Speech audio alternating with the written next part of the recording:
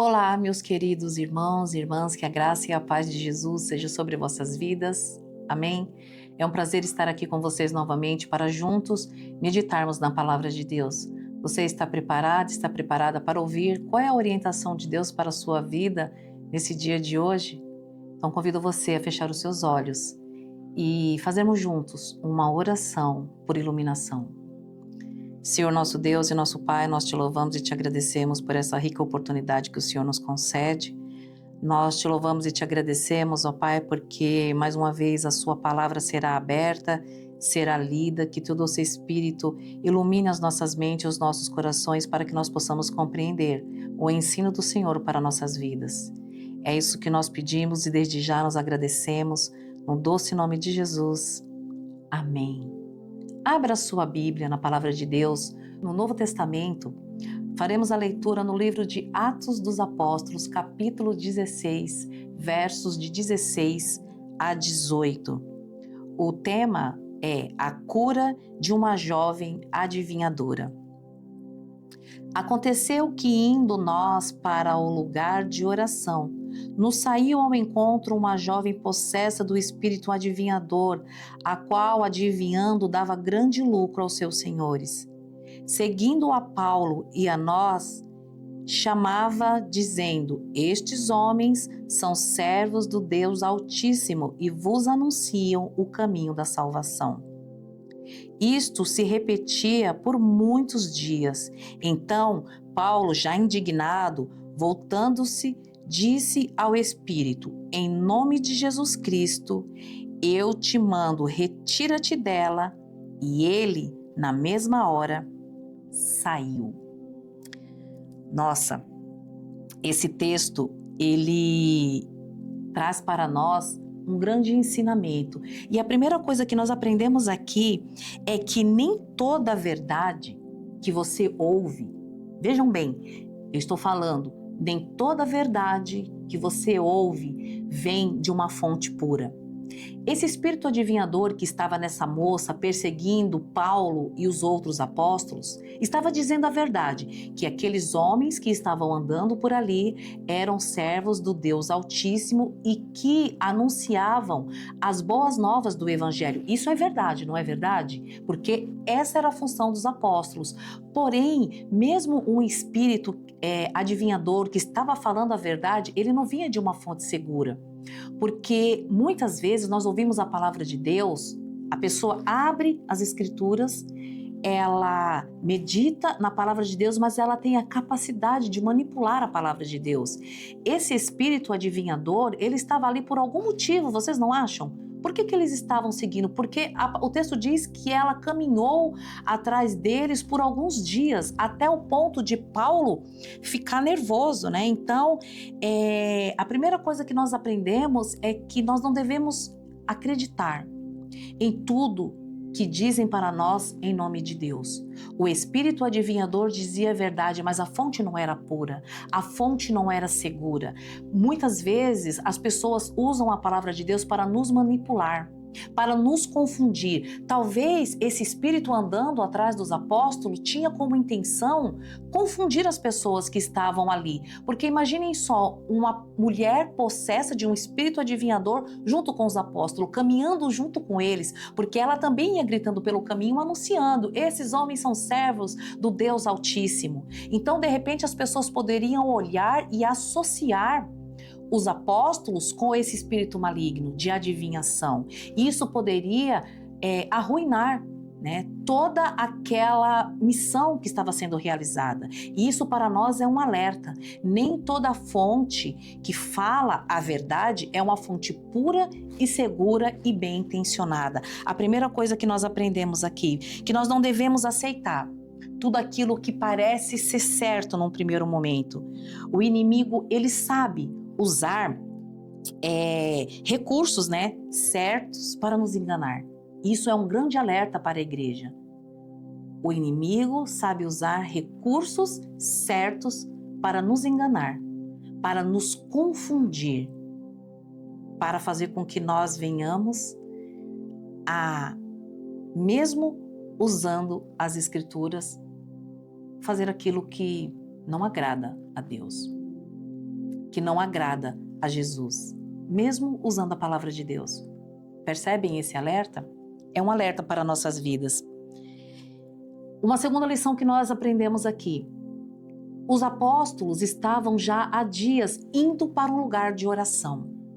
Quando Paulo, já indignado com aquele espírito, obsessor seguindo eles, o texto diz que ele ficou indignado com aquela situação, ele se volta para o espírito e ele dá uma ordem. Mas ele não dá uma ordem em seu próprio nome. Ele dá uma ordem para que o espírito saia daquela moça em nome de Jesus. Antes de usar, o nome, o poder que há no nome de Jesus, o texto diz que eles estavam em oração. A segunda lição que nós aprendemos é que há poder no nome de Jesus e nós sabemos disso. Mas para que venhamos a usar o poder que há no nome de Jesus, nós precisamos estar em comunhão, como eles estavam, em oração. Você pode usar o nome de Jesus para repreender um espírito maligno que atormenta e que rouba a paz da sua família, do seu filho, do seu marido, na sua empresa, aonde você trabalha, nos lugares que você frequenta, porque o mundo espiritual ele existe. Muitas vezes nós subestimamos a existência do mundo espiritual e nós não vigiamos as armadilhas do inimigo. Mas para que nós possamos confrontar o mal que persegue a humanidade, que não descansa enquanto não nos destruir, nós precisamos estar em comunhão com o Senhor, em constante oração, em constante meditação, vigiando inclusive as nossas atitudes, as nossas ações. É importante vigiar o nosso comportamento. Quando a palavra do Senhor diz que nós devemos vigiar e orar, isso não quer dizer que nós devemos ficar como sentinelas vigiando só o mundo ou as pessoas, mas vigiar os nossos próprios pensamentos e as nossas ações. Aquilo que nós fazemos e que muitas vezes vai contra a palavra de Deus.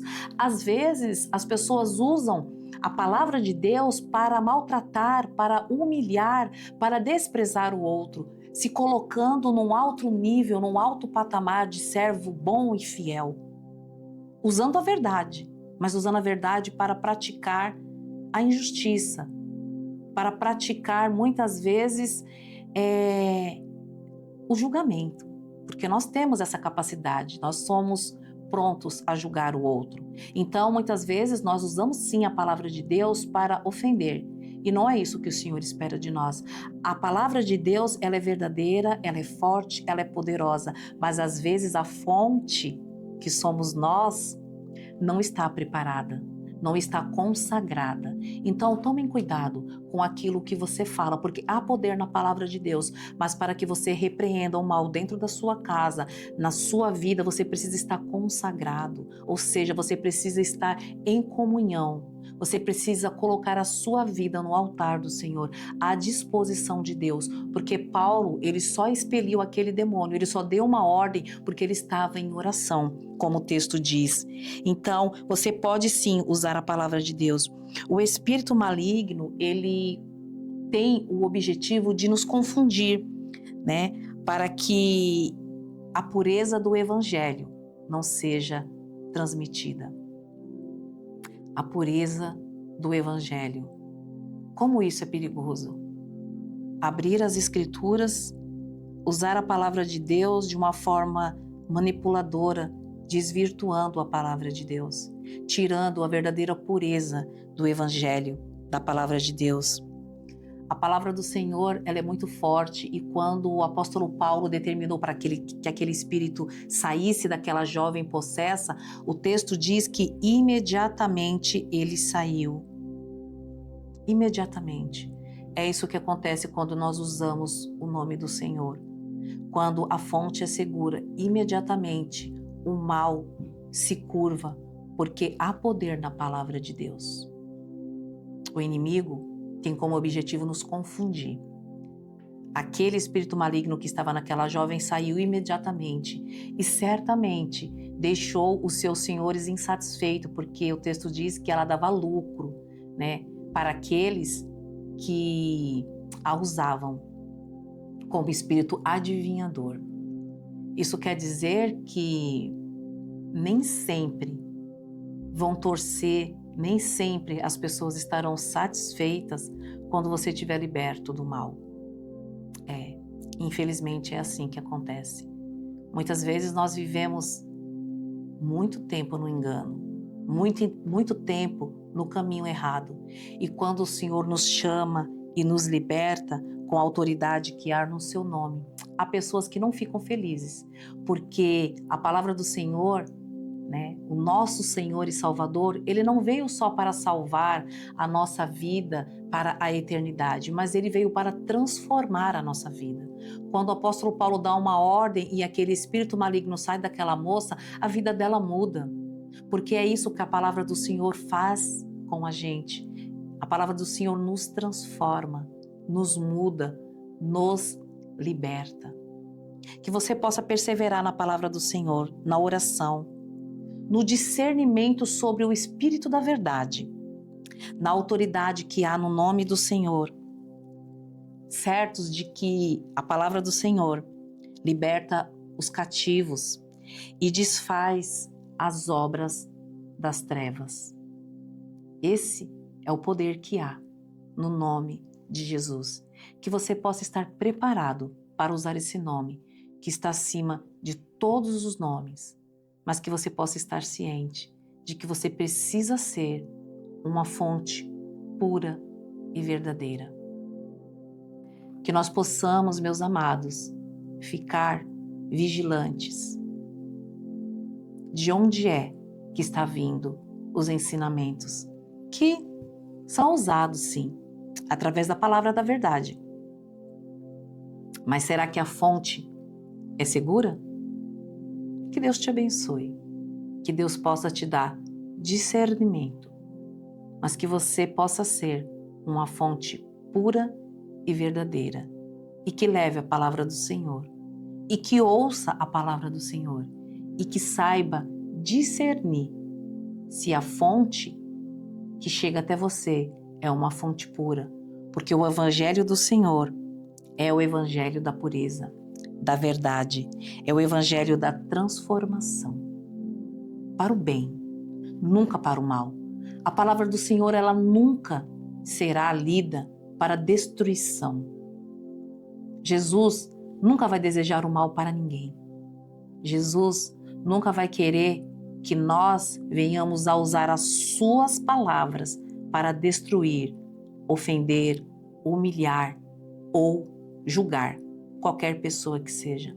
A palavra do Senhor é para trazer transformação e libertação para os cativos. Que Deus nos abençoe, que Deus nos capacite e que Deus possa transformar as nossas vidas. Muito obrigado pela sua atenção e até a próxima, se Deus assim permitir. Fiquem na paz de Cristo, que excede todo entendimento.